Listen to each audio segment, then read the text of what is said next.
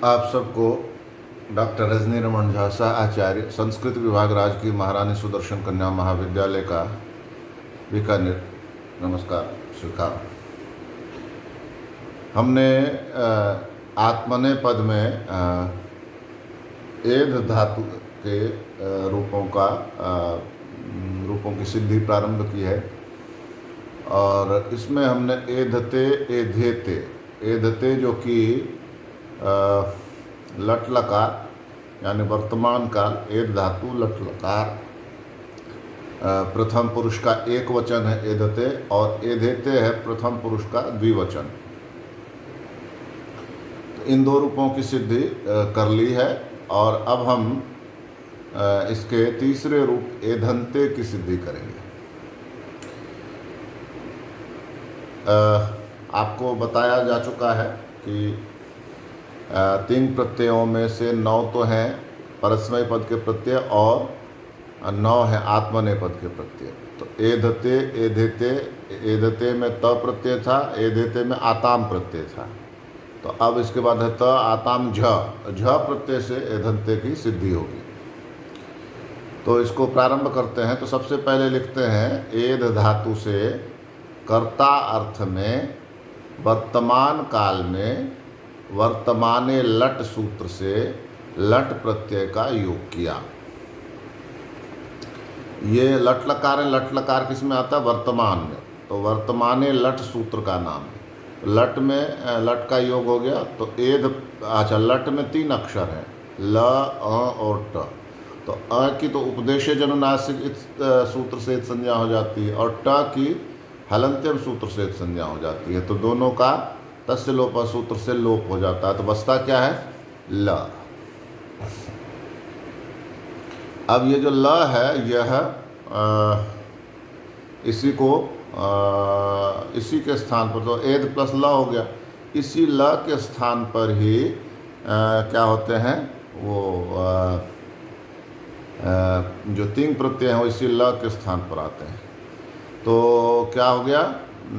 तिप्त जी सूत्र से आत्मने पद प्रथम पुरुष बहुवचन इसी का रूप है एधन्ते। तो एधते एधेते एधन्ते जो है प्रथम पुरुष का बहुवचन है। तो तिप्त जी सूत्र से प्रथम पुरुष का बहुवचन में कौन सा प्रत्यय होता है? झ। तो ल के स्थान पर झ प्रत्यय आया। त आताम झ, ये ल के स्थान पर ही आता। तो क्या हो गया? एध प्लस झ। अब झ में 2 अक्षर हैं हलंत झ और अ। तो झोंतः सूत्र कहता है कि जो हलंत झ है उसके स्थान पर अंत आ जाए। अ न त संयोग, जिसको आधा न और त कहते हैं ना। त फिर हलंत भी है। अ आधा न और हलंत त का संयोग है तो अंत हुआ। अब उधर झ अ है मिलाकर झ है तो झ हलंत झ के स्थान पर अंत आ गया हलंत अंत। तो जो झ में अ था वह इस अंत में अ में जाके मिलेगा तो त पूरा हो जाएगा। तो यानी क्या हो गया? एध प्लस अंत। मैंने भेजा हुआ है आपको PDF, देख लीजिएगा। उसको PDF देखिए, फिर मेरा वीडियो देखिए, फिर उसको समझने का प्रयास करें। तो एध प्लस अंत हो गया। और एध अच्छा अब अंत जो है किसके स्थान पर आया? झ। झ किसके स्थान पर आया? झ क्या है? झ तिंग है। तो कहते हैं स्थानीय वदादेशो नल विधौ, जो आदेश होते हैं झ अंत किसके स्थान पर हुआ है? झ के स्थान। तो अंत जो है वो झ के समान ही होगा। झ के समान होने का अर्थ क्या हुआ कि जैसे झ तिंग है वैसे अंत भी तिंग ही होगा। जैसे झ तिंग है वैसे अंत भी तिंग ही होगा। तो तिंग ही होगा का क्या मतलब हुआ कि तिंगशित सार्वधातुकम से अब अंत की सार्वधातुक संज्ञा हो जाएगी। तो तिंगशित सार्वधातुकम सूत्र से अंत की सार्वधातुक संज्ञा हुई। और सार्वधातुक होने से क्या होगा? उसके परे रहते एध से परे कर्तरी शप सूत्र से शप प्रत्यय आया। शप में 3 अक्षर हैं, श, अ और प। श की लशक को तद्धिते सूत्र से संज्ञा हो गई और प की हलंत्यम सूत्र से संज्ञा हो गई। बचा क्या? मतलब तस्य लोप से दोनों का लोप हो गया। बचा क्या?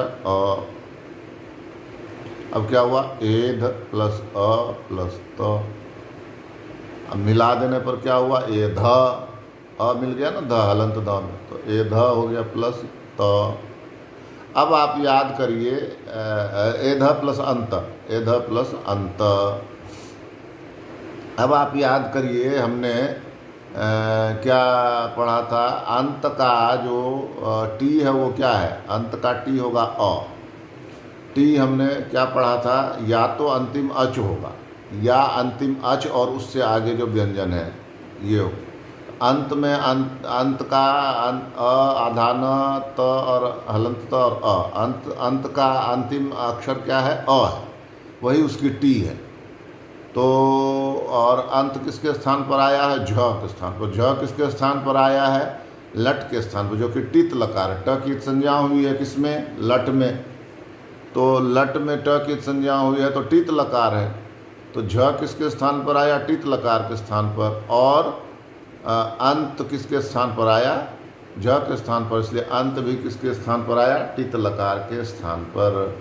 अंत आया झ के स्थान पर, झ आया लट के स्थान पर। तो टित लकार के स्थान पर झ आया, झ के स्थान पर अंत आया। तो इसका मतलब हुआ कि अंत भी टित लकार के स्थान पर ही आया। तो इस तरह से क्या हुआ?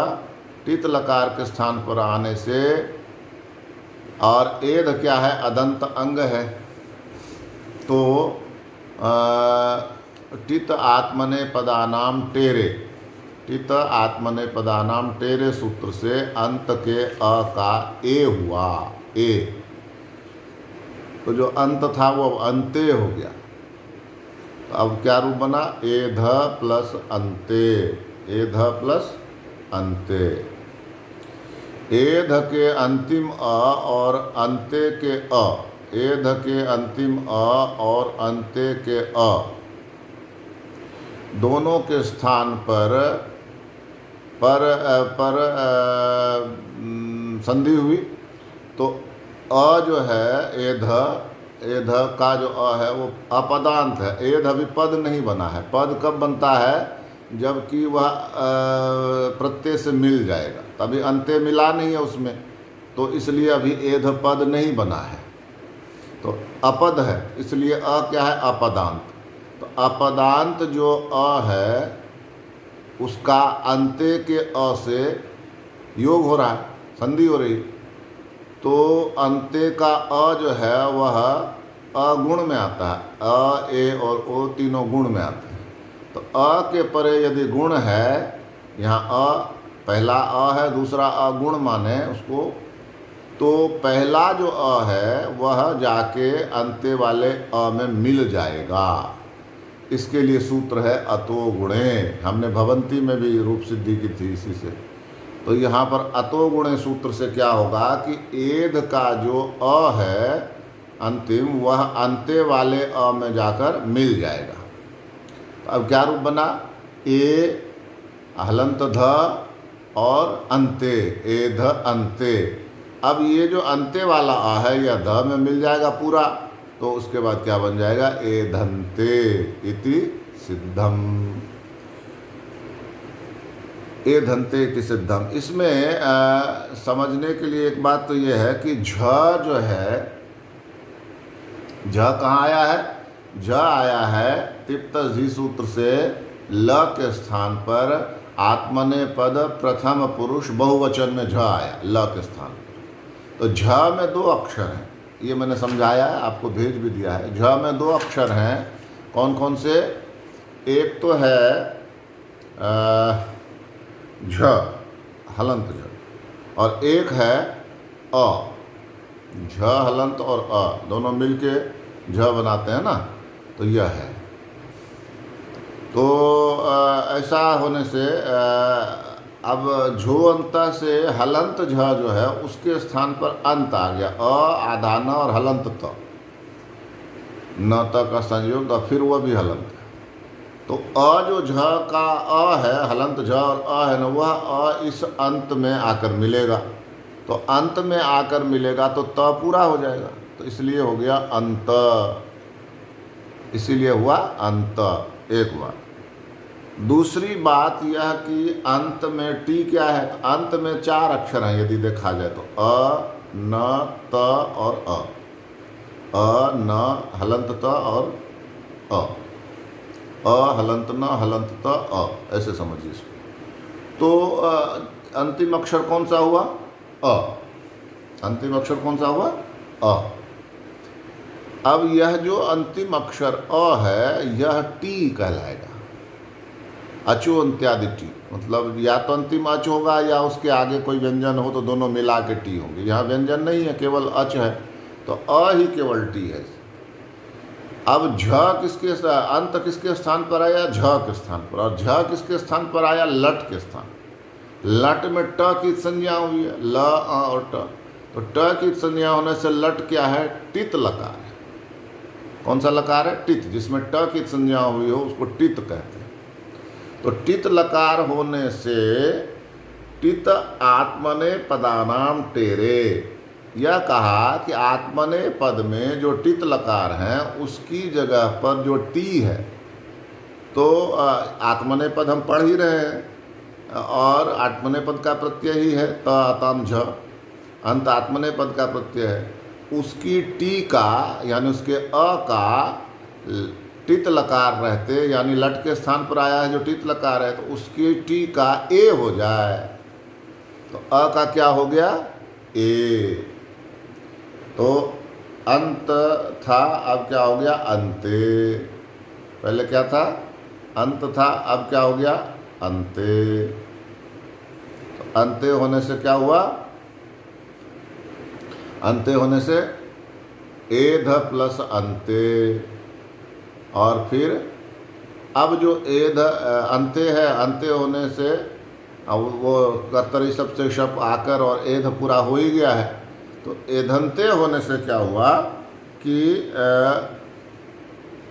एधंते, एध प्लस अंते, अंते होने से ये हुआ कि अब ये अंत्य रूप की सिद्धि हो जाएगी, वहाँ एधंते बन जाएगा, यह हुआ। तीसरी बात जो इसमें जानने की है कि जो विशेष रूप से कि ए ध हुआ, ध पूरा है, ध में अ मिला, ए ध प्लस अंत्य, इसका अ जो है वो कर्तरी शब्द वाला जो अ है वो आया, तो ए ध प्लस अंत्य। अब ए ध का जो अंतिम अ है उसका अंत्य के अ से उसकी संधि होती है, तो उसकी संधि होती है तो अ और अ मिलके आ बनाते हैं। तो यहाँ भी आ होना चाहिए था, लेकिन ऐसा नहीं है। क्यों, क्योंकि एध अभी पद नहीं बना है। एध में जब अंत्य जुड़ेगा तब पद बनेगा, अंत्य अभी जुड़ा नहीं है, तो एध अभी पद नहीं है यानी अपद है। तो एध का जो अंतिम अ है उसके परे अंत्य का अ है, एध का जो अ है उसके परे अंत्य का अ है। तो यह जो अ है, एद का अ, यह इसके परे अंत्य का जो अ है वह गुण है। अ, ए और ओ तीनों गुण होते हैं। तो यह जो अ है वह अंत्य के अ में जाकर मिल जाएगा, इसको कहते हैं पररूप एकादेश। तो एद का जो अ है वह अंत्य के अ में मिल गया, तो इधर क्या बचा, ए और हलंत ध, एध। अब उधर वो अंत्य का अंत्य है तो एध अंत्य। अब यह एध अंत्य जब हुआ तो अंत्य वाला अ ध में मिल गया, तो ध पूरा हो गया, उधर आधा न ते रहा, तो एधंते। इस तरह से एधंते रूप की सिद्धि हुई। तो ये 3 बातें इसमें महत्वपूर्ण हैं जो मैंने अलग से लिख दिया है और आपने उनको भी देखना चाहिए। तो हमने कुल मिलाकर एधते, एधेते और एधंते प्रथम पुरुष के एक वचन, द्विवचन और बहुवचन तीनों को पढ़ लिया। आगे हम जो मध्यम पुरुष के तीनों वचन, एक वचन, द्विवचन, बहुवचन, और उत्तम पुरुष के एक वचन, द्विवचन और बहुवचन पढ़ेंगे। धन्यवाद।